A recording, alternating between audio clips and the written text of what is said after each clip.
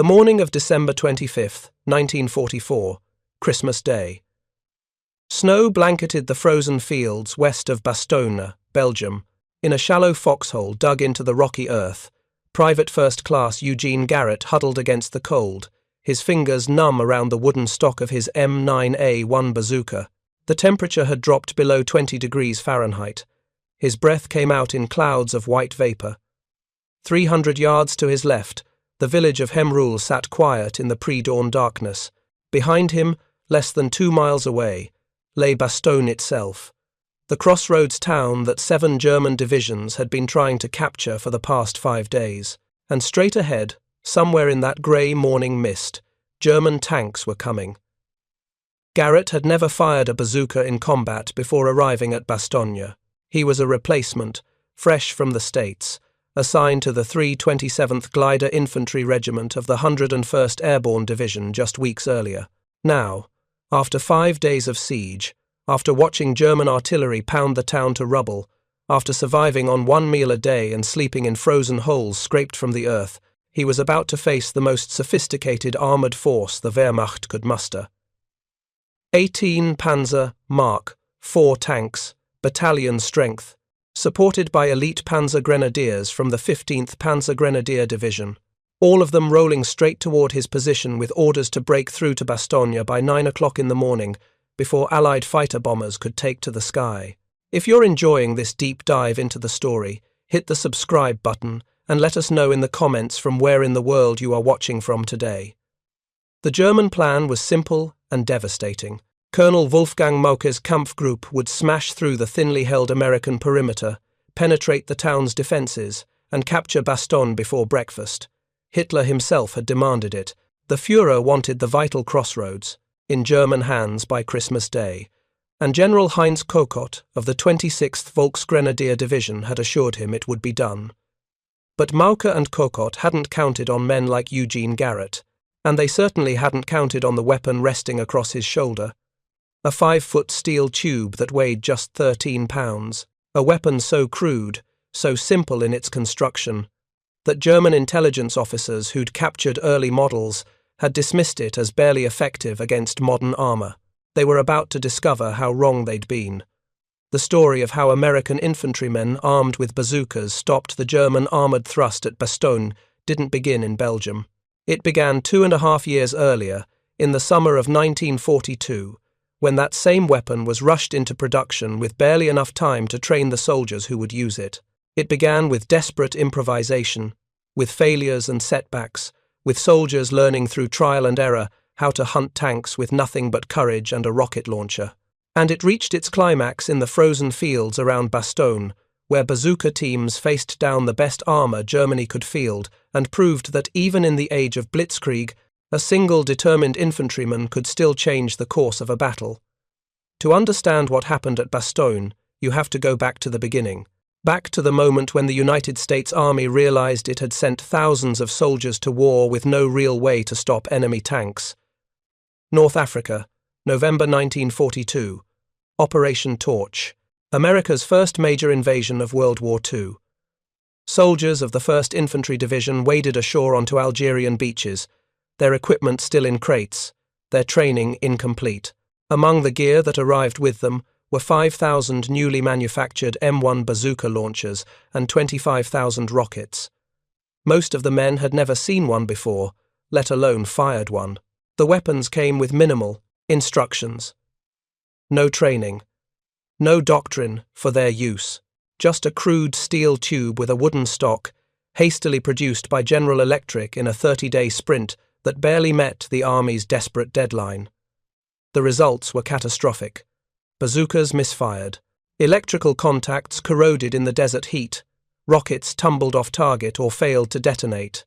When German tanks rolled forward in the mountains of Tunisia, American infantrymen discovered that their wonder weapon couldn't hit anything beyond 50 yards. And even when it did hit, it often bounced off harmlessly. After action, reports flooded back to Washington. The new anti-tank rocket launcher had failed its first combat test. Morale plummeted. By early 1943, the bazooka's reputation had hit rock bottom. Officers questioned whether the weapon was worth issuing at all. but two men refused to give up. Captain Leslie Skinner and Lieutenant Edward Oule, the weapon's original developers, went back to the drawing board. They redesigned the firing mechanism, improved the propellant, strengthened the launch tube. More importantly, they developed proper training protocols. They taught soldiers where to aim, how to ambush armor, which parts of a tank were vulnerable, the sides, the rear, the tracks, never the front glacis plate where armor was thickest. By summer 1943, the improved M1A1 Bazooka was ready for another chance, and this time, the soldiers knew how to use it. Sicily, July 1943. Colonel James Gavin's 82nd Airborne Division hit the ground running near Gela. When German tanks from the Hermann Göring Panzer Division counterattacked, American paratroopers were ready. At Piazza Ridge, bazooka teams maneuvered for side shots. They waited for the Tigers to expose their flanks, and when they fired, the rockets punched through. The Germans had never encountered anything like it. In previous campaigns, infantry armed only with rifles and grenades had been forced to scatter before advancing panzers. Now, suddenly, individual soldiers could stand their ground and fight back. The psychological impact was enormous. More importantly, it worked. The Battle of Sicily proved that the bazooka, when properly employed, could stop German armor. Word spread quickly through both armies. Every American infantryman wanted one, and German intelligence officers, examining captured weapons more carefully this time, realized they'd underestimated a critical threat. By 1944, the Wehrmacht had developed its own copy, the Raketenpanzerbüchse, quickly nicknamed the Panzerschreck, or Tank Terror. It was larger than the American bazooka, firing a heavier rocket that could penetrate thicker armor. But it also spewed so much fire and smoke that gunners had to wear gas masks and protective gloves just to operate it safely. The arms race was on, and by the time autumn 1944 arrived, the newest American model, the M9A1, had become standard issue throughout the European theatre. Lighter, more reliable, easier to break down for transport, paratroopers could jump with them, infantry could carry them for miles without exhaustion, and when the moment came, a two-man team could set up and fire in seconds. That was the weapon Eugene Garrett carried in his foxhole outside Hemrul on Christmas morning 1944. But having the weapon was one thing. Knowing how to use it under the brutal conditions of winter combat was something else entirely. The road to Bastogne began 2 weeks earlier, on December 16th, when Adolf Hitler launched Operation Wacht am Rhein, Watch on the Rhine, his last desperate gamble to split the Allied armies and recapture the port of Antwerp. 24 German divisions, over 400,000 men, smashed into the thinly held American lines in the Ardennes forest. It was a complete surprise. The Ghost Front, as American soldiers called the Ardennes sector, had been considered a quiet area, where exhausted divisions went to rest, and green units gained experience before being thrown into major combat. 4 American infantry divisions held an 80-mile front. Behind them, almost no reserves. The Germans achieved total tactical surprise. In the first 48 hours, chaos reigned. American units retreated in disarray. German panzers pushed deep into Allied territory, creating a massive bulge in the front lines. Communications broke down. Entire battalions were cut off and surrounded. Some units fought desperately at key crossroads, buying time for reinforcements to arrive. Others simply dissolved in the face of overwhelming enemy firepower. But at certain places, small groups of American soldiers stood their ground. At Krinkelt-Rocherath, 2 villages just inside Belgium, infantrymen from the 2nd and 99th Infantry Divisions turned the streets into a killing ground for German armor. The 12th SS Panzer Division, Hitlerjugend, one of Germany's elite armored formations, threw wave after wave of Panthers and Panzer IVs at the defenders. The Americans, dug in among the stone houses, and using the narrow streets to their advantage, destroyed tank after tank. Bazooka teams would wait in basements or behind walls, letting the panzers pass, then fire into the vulnerable rear armor or engine compartments. When a tank was disabled, other teams would move in to finish it off. Infantry, Shermans, and M10 tank destroyers all contributed, but the bazookas were crucial. By close of play on December 18th, 21 German armoured fighting vehicles had been knocked out by infantry bazooka teams alone. Another 27 were destroyed by anti-tank guns and mines. The 12th SS Panzer Division, decimated and demoralised, was forced to abandon its planned route of advance. The fighting at Krinkelt-Rocherath demonstrated something vital. When used properly, with proper tactics and courage, bazookas could stop even the best German armour. The lesson would be tested again, under even more desperate circumstances, at Bastogne. Bastogne sat at a crossroads where 7 major roads converged in the densely wooded Ardennes highlands. Control of those roads was essential to the German offensive. Without Bastogne, German armoured columns would be forced onto secondary roads, narrow tracks through forests that would bottleneck their advance and leave them vulnerable to Allied air attack. General Dwight Eisenhower, the Supreme Allied Commander, immediately grasped the town's importance. On December 18th, he ordered the 101st Airborne Division to rush north from their rest area near Reims, France. The division was still recovering from Operation Market Garden, the failed airborne assault in Holland 2 months earlier. Many soldiers were on leave. Equipment was being repaired. The division wasn't ready for combat. But there was no choice. At 9 o'clock on the evening of December 17th, Brigadier General Anthony McAuliffe, the division's acting commander, received orders to move out immediately. 380 trucks began loading 11,000 soldiers and their equipment for the 100-mile journey north. They departed shortly after midnight, racing through the darkness toward an uncertain fate. The roads leading toward Bastogne were clogged, with American units retreating from the German onslaught. Exhausted, muddy, demoralized soldiers streamed past the advancing paratroopers. Some had abandoned their weapons, others told stories of German tanks appearing out of the fog, of being overrun before they could mount a defense, of entire companies wiped out in minutes. The 101st pushed through the chaos.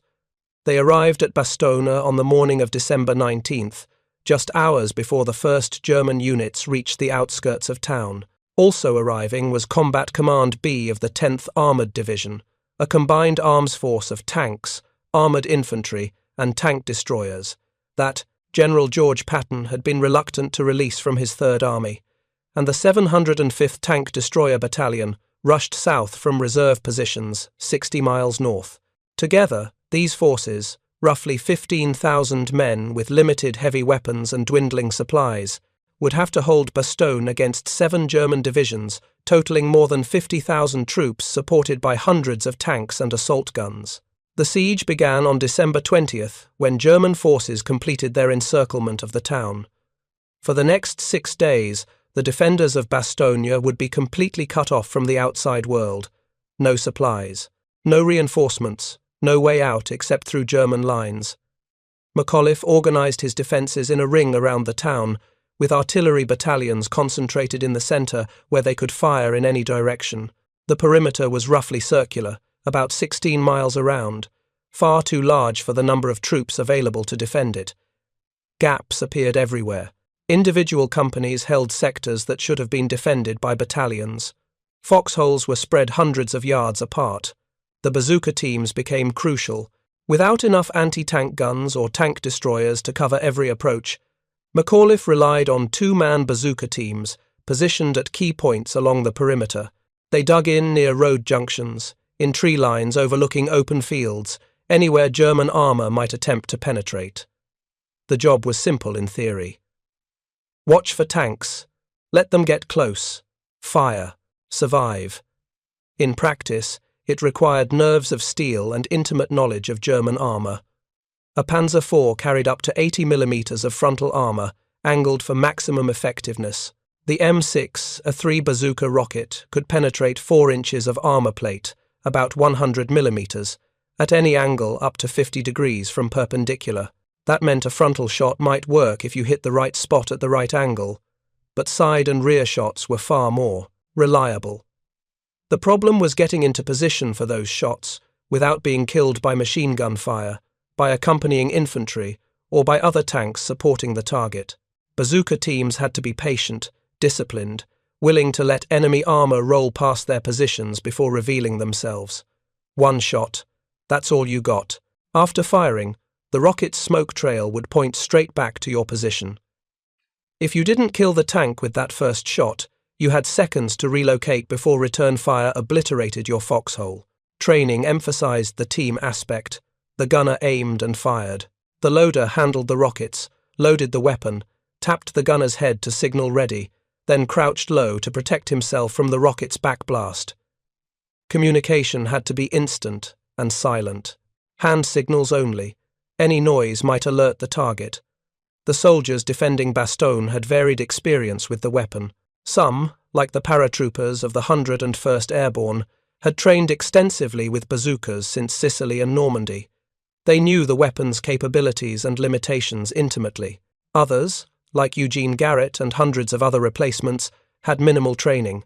They'd fired a bazooka perhaps once or twice during basic training, never in combat conditions, never at a moving target, never with German machine guns raking their position. They would learn quickly, or they would die.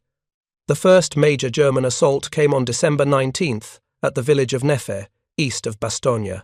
Elements of the Panzer Division, an elite German armoured formation, pushed toward the town through thick morning fog. American engineers, hastily organised into a defensive screen, waited in foxholes along the road. When the lead German tank emerged from the mist, a two-man bazooka team opened fire from a house near the village. The rocket struck home.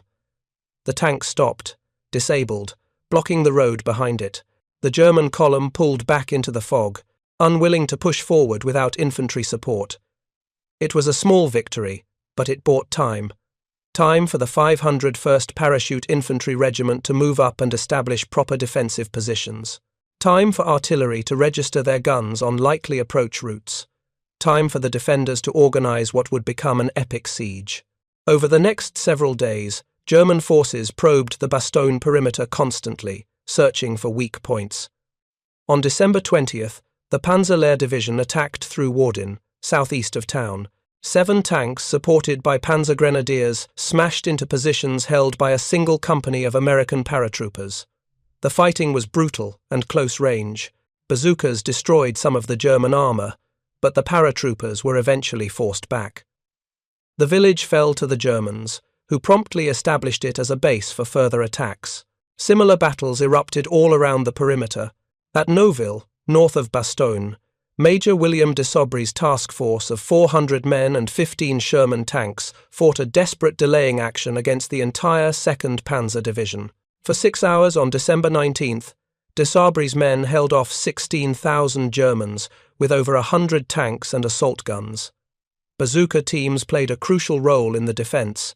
One team, positioned in a house behind the church in Neuville, fired 11 rockets at a German tank before finally being forced to retreat. Most of the shots ricocheted off the tank's armour without exploding, but the act of resistance, of continuing to fight despite overwhelming odds, gave other defenders time to manoeuvre and helped slow the German advance. By December 22nd, Bastogne was completely surrounded. German artillery pounded the town day and night. The Luftwaffe bombed it repeatedly. Food ran short. Medical supplies dwindled. Ammunition became critically scarce. Artillery units were ordered to conserve shells, firing only at the most vital targets. That same day, German officers approached the American lines under a flag of truce. They carried a typed message demanding surrender. "The fortune of war is changing," it read. "There is only one possibility to save the encircled USA troops from total annihilation. That is the honourable surrender of the encircled town." When the message reached McAuliffe, he read it and responded with a single word that would become legendary: nuts. The Germans, confused by American slang, had to have the response explained to them. It meant no, absolutely not. The Americans would fight. The German response to McAuliffe's defiant message came swiftly. On the night of December 23rd, Luftwaffe bombers appeared over Bastogne and dropped their payloads on the crowded town. The raid killed 21 soldiers in an aid station, adding to the mounting casualties that already overwhelmed the town's limited medical facilities. But December 23rd also brought hope. The weather, which had been overcast and foggy since the offensive began, finally cleared. For the first time in a week, Allied aircraft could fly. C-47 transport planes appeared over Bastogne, dropping supplies by parachute. Coloured chutes blossomed in the sky, carrying ammunition, medical supplies, and food to the desperate defenders below. Not all the supplies landed inside the perimeter. Some drifted into German-held territory. Others were damaged on impact. But enough reached the Americans to make a difference. Artillery units received shells. Bazooka teams got fresh rockets. Medical personnel received plasma and morphine for the hundreds of wounded crowding the town's makeshift hospitals. The resupply mission gave the defenders new energy. They'd held for 5 days against impossible odds. Now they knew the outside world hadn't forgotten them. Help was coming. They just had to hold a little longer.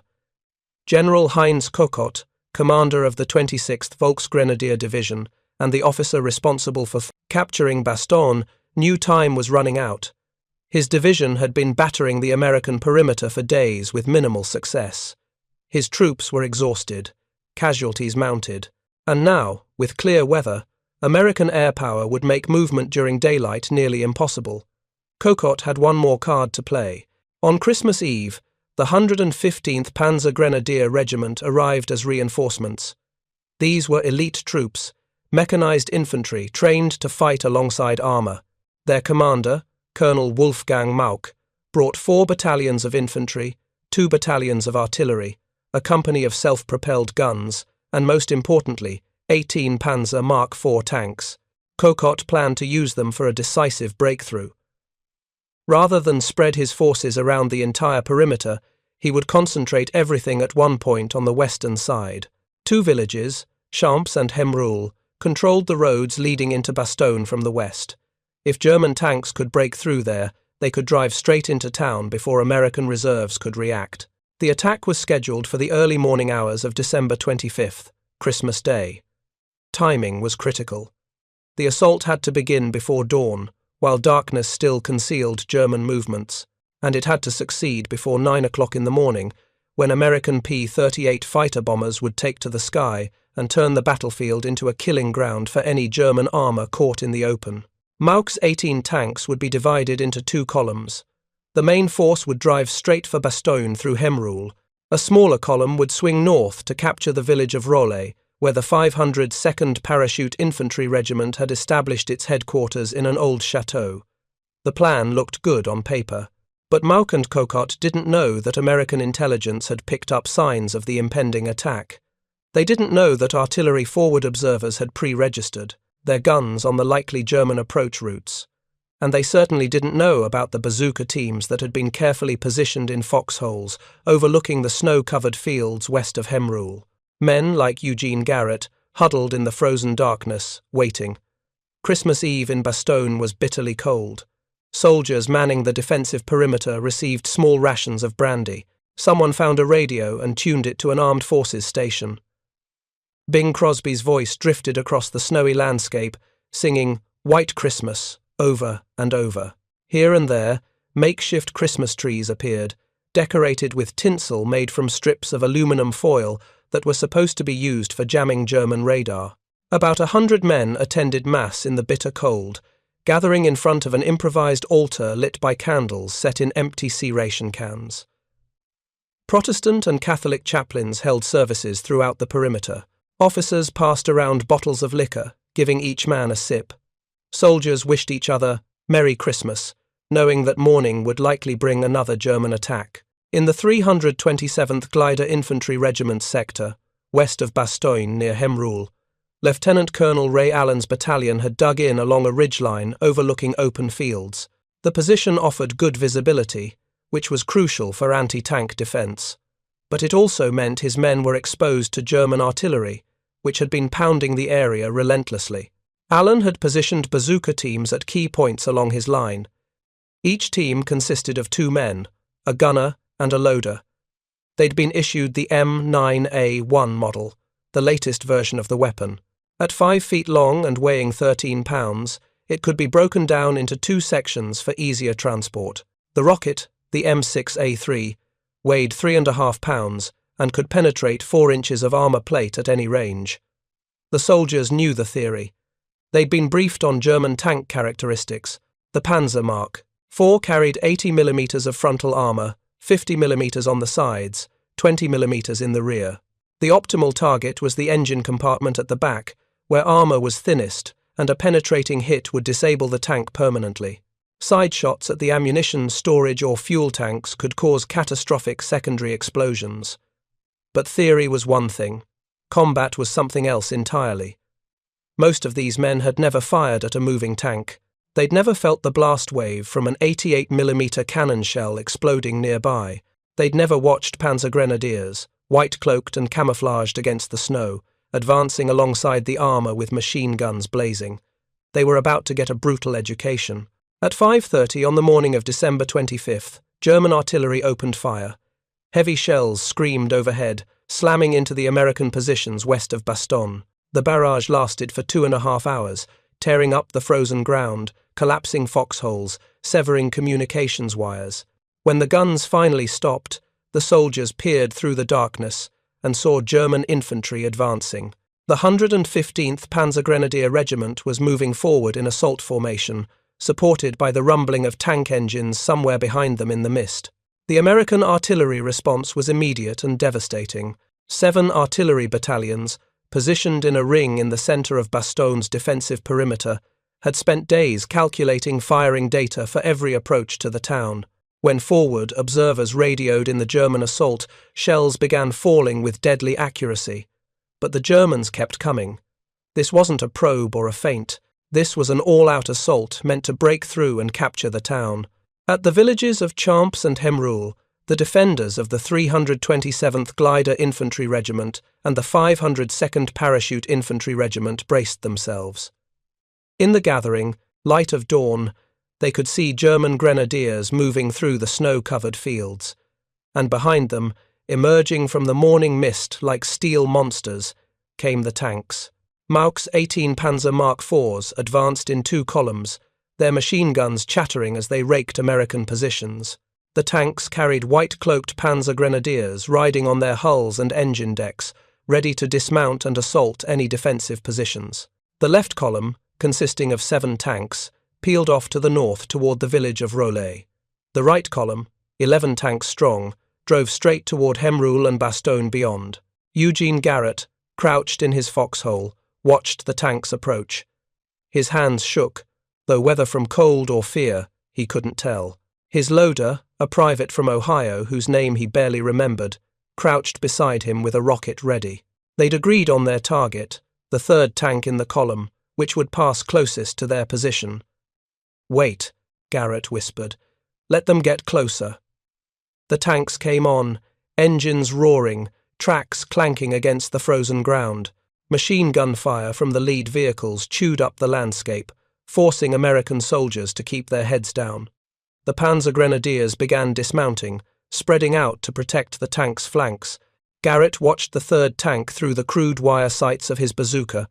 200 yards, 150, 100. The training came back to him. Aim for the side. The ammunition storage. The engine compartment. Don't shoot at the frontal armor. Wait for the perfect angle. 75 yards. The tank's turret swung toward his position. Someone had spotted them. "Now!" Garrett squeezed the trigger.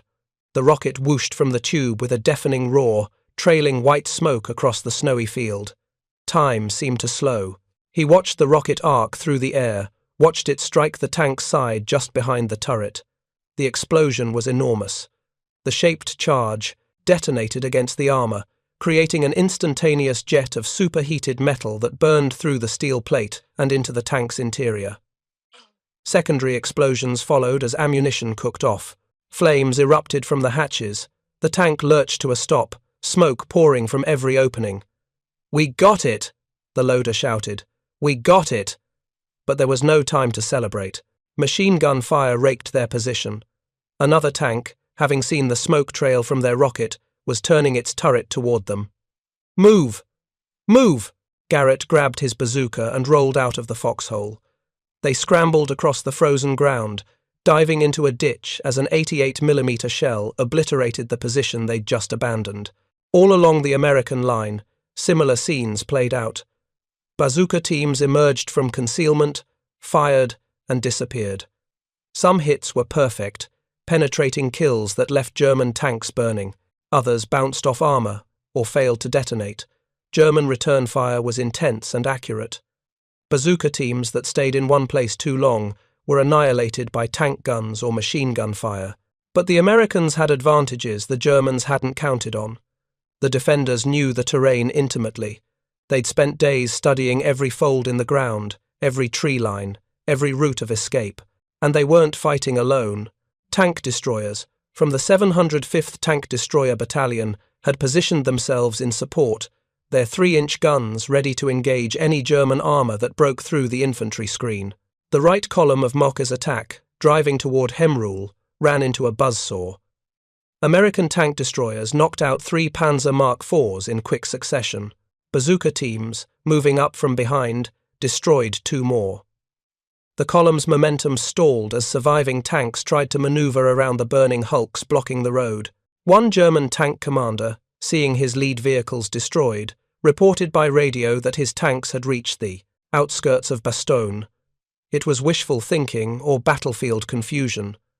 They'd barely penetrated a mile into the American perimeter and were taking casualties with every passing minute. The left column, heading for Rohl and the 502nd's headquarters, initially made better progress. 7 tanks rumbled through the village of Hemrul and turned north toward the chateau, where Lieutenant Colonel Steve Chapuis had established his command post. Chapuis had almost no troops at headquarters. His entire regiment was on the perimeter, fighting. When word came that German tanks were approaching, he ordered everyone except himself and 2 staff officers to evacuate the chateau and take up defensive positions outside. The tanks came on, machine guns blazing, Panzer grenadiers advancing alongside. They were less than half a mile from the regimental headquarters when they ran into Company A of the 1st Battalion, 502nd Parachute Infantry Regiment. The paratroopers had been held in reserve near Rohl, specifically to deal with situations like this. When the German tanks appeared, they reacted with the kind of aggressive tactics that had become the hallmark of American airborne forces. Rather than wait for the armor to come to them, they advanced to meet it. Bazooka teams fanned out, using the terrain for concealment. When the German tanks entered a small valley near the chateau, the Americans opened fire from 3 sides simultaneously. Rockets streaked in from multiple directions. The Germans, caught in a kill zone, tried to maneuver but only exposed their flanks to more bazooka fire. One tank exploded in a massive fireball, its ammunition cooking off in a series of secondary explosions. Another ground to a halt, track blown off by a well-placed shot. A third tried to reverse but collided with a tank behind it, leaving both vehicles vulnerable. The Panzer Grenadiers, without tank support and taking fire from multiple directions, broke, retreated. The surviving German armor tried to follow, but American artillery had found the range. Shells rained down, destroying or disabling tank after tank. If you find this story engaging, please take a moment to subscribe and enable notifications. It helps us continue producing in-depth content like this. By 9 o'clock in the morning, just as Kokot had feared, American fighter bombers appeared in the clear sky. P-38 Lightnings and P-47 Thunderbolts swooped down on the battlefield, their machine guns and bombs turning the snow-covered fields into an inferno. Any German vehicle caught in the open was destroyed within minutes. At Hemrul, the battle was over. All 11 tanks from the right column had been destroyed. Tank destroyers claimed 3. Artillery and aircraft accounted for several more. But the bazooka teams had done the crucial work, stopping the initial assault and buying time for heavier weapons to engage. Near Rohl, the left column fared no better. By afternoon, all 7 tanks had been knocked out, some by bazooka fire, others by tank destroyers and artillery. One had been captured intact when its crew abandoned it after taking multiple rocket hits that disabled the vehicle without killing the crew. The ground around Rolle-Chateau was littered with smoking wreckage and the bodies of German dead. Company A of the 502nd had held the line, and Lieutenant Colonel Chapuis's headquarters remained secure. Colonel Mauck, back at his command post, tried desperately to raise his tank battalion on the radio. No response. An artillery round had hit his communications center, severing contact with forward units. He had no idea that all 18 of his tanks had been wiped out. He kept sending orders to advance, to push through to Bastogne, unaware that his armoured spearhead no longer existed. General Cocotte finally received accurate reports late that morning. The Christmas Day assault had failed catastrophically. Not only had the attack not reached Bastogne, but it had cost him virtually all his armour and hundreds of infantry casualties. The exhausted survivors of the 115th Panzer Grenadier Regiment were falling back to their starting positions, harassed by American artillery and airstrikes. Cocotte wrote in his daily battle report, "To continue the attacks on Bastogne with the now decimated division would be irresponsible and unfeasible. The Germans would never again attempt a major assault on Bastogne. They'd thrown their best punch, and the Americans had not only survived it, but had decisively defeated it." The siege would continue for one more day, but the outcome was no longer in doubt. On December 26th, at 4:50 in the afternoon, the lead element of General George Patton's Third Army broke through the German encirclement from the south. Lieutenant Colonel Creighton Abrams's 37th Tank Battalion of the 4th Armoured Division made contact with the 326th Airborne Engineer Battalion on the southern edge of Bastogne's perimeter. 20 minutes later, Abrams and McAuliffe were shaking hands. The siege was over.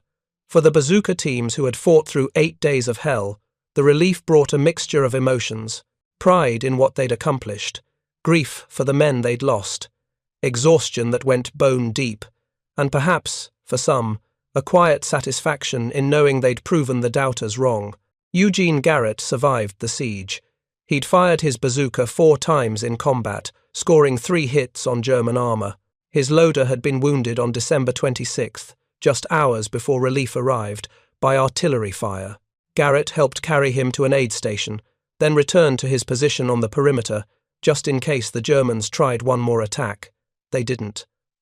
The Battle of Bastogne was over, but the larger Battle of the Bulge would continue for another month as American forces gradually pushed the Germans back to their starting positions. The official records tell a remarkable story. During the siege of Bastogne, bazooka teams from the 101st Airborne Division and supporting units knocked out dozens of German armoured vehicles. The exact count varies depending on the source, as battlefield conditions made precise accounting difficult. But the impact was undeniable. At Krinkelt-Rocherath, in the opening days of the offensive, 21 German tanks and assault guns fell to bazooka fire. At Bastogne, over the course of the siege, bazooka teams accounted for a significant portion of the German armour destroyed. The Christmas Day attack alone saw all 18 tanks of Moltke's assault force eliminated, with bazookas playing a crucial role in stopping the initial penetration. More importantly, the psychological impact was profound. German tankers, who'd grown accustomed to dominating battlefields through superior armour and firepower, now faced a threat from every foxhole, every building, every tree line. A single American soldier with a bazooka could destroy a tank worth millions of Reichsmarks and costing months to build. The odds had shifted. The bazooka wasn't perfect. It had a relatively short, effective range, typically under 150 yards. It required soldiers to get dangerously close to their targets. The rocket's smoke trail pointed directly back to the firing position, making immediate relocation essential. In winter conditions, cold temperatures sometimes affected the rocket motor's reliability, and, against the heaviest German armour, like the Tiger and King Tiger tanks with their massively thick frontal plates, even perfect hits might not penetrate. But in the hands of trained, determined soldiers, it worked. And at Bastogne, it had helped stop the last major German offensive of World War II. The weapon that had failed so miserably in North Africa in 1942 had come of age by December 1944. The difference was training, tactics, and the courage of the men who used it. Soldiers like Eugene Garrett, who'd never fired a bazooka in combat before Bastogne, learned on the job and rose to the occasion. Veterans from Sicily and Normandy passed on their hard-won knowledge. And when the moment came, when German tanks rolled toward their positions on Christmas morning, they stood their ground and fought back. The bazooka would continue to serve through the remainder of World War II and beyond. It saw action in Korea, where North Korean T-34 tanks proved vulnerable to its rockets. Modified versions appeared in later conflicts, and the basic principle, a man-portable, shoulder-fired rocket launcher, became standard equipment in every modern army. But its finest hour came at Bastogne, on Christmas Day 1944, when American infantrymen armed with steel tubes and high-explosive rockets stopped the German army's last great offensive and proved that even in the age of mechanized warfare, individual courage and simple weapons could still decide the outcome of battles. The 101st Airborne Division's defense of Bastogne earned the unit a Presidential Unit citation and permanent fame in military history. They became known as the Battered Bastards of Bastogne, a nickname born of pride and pain. From December 19th to January 6th, the division suffered 341 killed, 1,691 wounded, and 516 missing. The 10th Armoured Division's Combat Command B, which had fought alongside the paratroopers throughout the siege, incurred approximately 500 casualties and also received a Presidential Unit citation. The German losses were staggering. The 26th Volksgrenadier Division, which had borne the brunt of the fighting around Bastogne, was reduced to barely 40% of its original strength. The Panzer Division, the 15th Panzer Grenadier Division, and other units involved in the siege all suffered heavy casualties in men and irreplaceable equipment. Most critically, the delay at Bastogne wrecked the German offensive's timetable. Hitler's plan had called for German panzers to reach the Meuse River by the third day of the offensive and capture Antwerp by the fourth day. By holding Bastogne and forcing German armour onto secondary roads, the American defenders added crucial days to the German advance, days that allowed Allied reinforcements to pour into the Ardennes, days that allowed the weather to clear, bringing devastating Allied air power to bear. By late December, with Bastogne relieved and American forces counter-attacking all along the Bulge, the German offensive had clearly failed. The Wehrmacht would spend January 1945 retreating to its starting positions, harassed every step of the way by Allied artillery and aircraft. The Battle of the Bulge, Germany's last gamble in the West, had ended in defeat. The soldiers who fought at Bastogne knew they'd been part of something extraordinary. Years later, veterans would gather to remember comrades who didn't make it home, to share stories of those desperate December days, to honour the brotherhood forged in frozen foxholes under German artillery fire. And many would remember the Bazooka, the crude steel tube that had given them a fighting chance against impossible odds. The weapon that had evolved from a failed experiment in North Africa to a war-winning tool in Belgium. The rocket launcher that had turned ordinary infantrymen into tank killers and helped change the course of history. From Edward Oull's accidental discovery in a Maryland scrapyard in 1942 to Eugene Garrett's foxhole outside Hemrul in December 1944, the Bazooka's journey reflected America's own transformation in World War II. From unprepared and overwhelmed to capable and victorious. From improvisation and failure to innovation and success. The Germans were shocked when American bazooka teams knocked out their Panzers at Bastogne. Shocked because they'd underestimated both the weapon and the men who wielded it. Shocked because they'd believed their armour invincible and their infantry superior. Shocked because a ragtag collection of American soldiers, outnumbered and surrounded, refused to surrender and instead fought back with everything they had. That shock, that moment when German confidence shattered against American determination, marked a turning point, not just in the Battle of the Bulge, but in the broader arc of the war. By Christmas 1944, the outcome was no longer in doubt. Germany would lose. The only questions were when and at what cost. For the bazooka teams at Bastogne, the answer was clear. They'd paid the cost in blood and sacrifice. They'd held the line when retreat seemed impossible. They'd proven that courage and simple weapons, properly applied, could defeat sophisticated armour and veteran troops. And they'd earned their place in history as the men who stopped the German army's last great offensive, with nothing but steel tubes, shaped charge rockets, and unbreakable will. Thank you for watching. For more detailed historical breakdowns, check out the other videos on your screen now, and don't forget to subscribe.